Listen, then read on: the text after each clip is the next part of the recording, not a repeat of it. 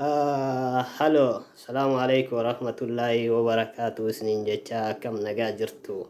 Hordoftoonni adii koo jala jirtan hundi keessan karaa gabaabaa ta'eedhaan uffata haphii yookaan godiin dhiirallee hin taate ani akka carraa ta'e uffata haphii irraa argadheetiniin amma muree maaksii hojjetadhee harka kiyyaanii asii gurra keessan irra lakkaatanii haala kanaan lakkaatanii amma viidiyoo sooraabaa jiru waan duuba na jalaa deebi'ee fi carraa gisee lama namoonni irra bokkoreera.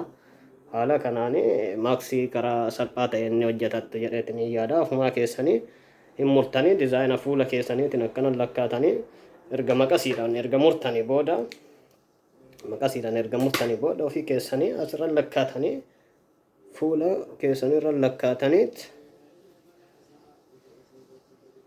walumaan margitan kanaan asirratti akkanan lakkaatanii gurra kanarratti akkana asiin dhuftanii asiin keessaa murtanii jechuudha. Akka nama keessaa mure kanatti sababa kanaafi akka itti fayyadamtan abdii qaba. Share, like godha, comment illee waan gaarii yoo ta'e barreessaa jechuu barbaada. Waan gaarii hin taane immoo dhiiftanii illee rakkoo miti ijaa ramadaanaa kanaani akkasitti akka irraa barattanii lammata isa maaksii akkanaa kana yoo ofii keessanii harka keessanii ka hojjettan taate sooftiin akkanaa kun yoo jiraate sooftii akkanaa kanarraa fuutanii dachaaftanii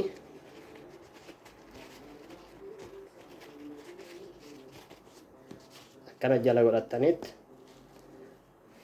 akkatti yoo akkas haga isaanii paawaran qabu jettanis akkattees galchatuu ni dandeettanii isa jalaanis yoo barbaaddan immootu dachaa lama waan ta'eef isa kana ol qabdaniit jidduu keessa keettanii anammoo uffata kana dachaa lamaan hojjedheera. Yoo keessirraan jalaa bu'aa ganaan tuttu hin hojjettan immoo dachaa lama garuu yoo dachaa jidduu keessa godhuu baattanii gaarii dhadhee yaada. Kanaaf akka haala kanaan hojjetattanii ofillee wanti namni akka shaarbii akkanaa kanneen maratee oduu deemu shaarbiin sirraa olii gad deema. Kanammootu gurra keetii kaayyattee harka keetiin hojjetatteet uffata adii akkanaa kanneen irraa jechuudha. Harka keetiin hojjetattee yeroodhaan jijjiirachuu ni dandeessaa.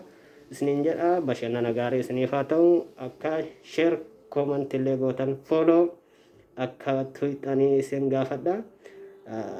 Akkasuma galatoomaa na wajjin turuu keessaniif hundi keessan galatoomaa isiniin jedha. Share godhuu keessaniif illee galatoomaa.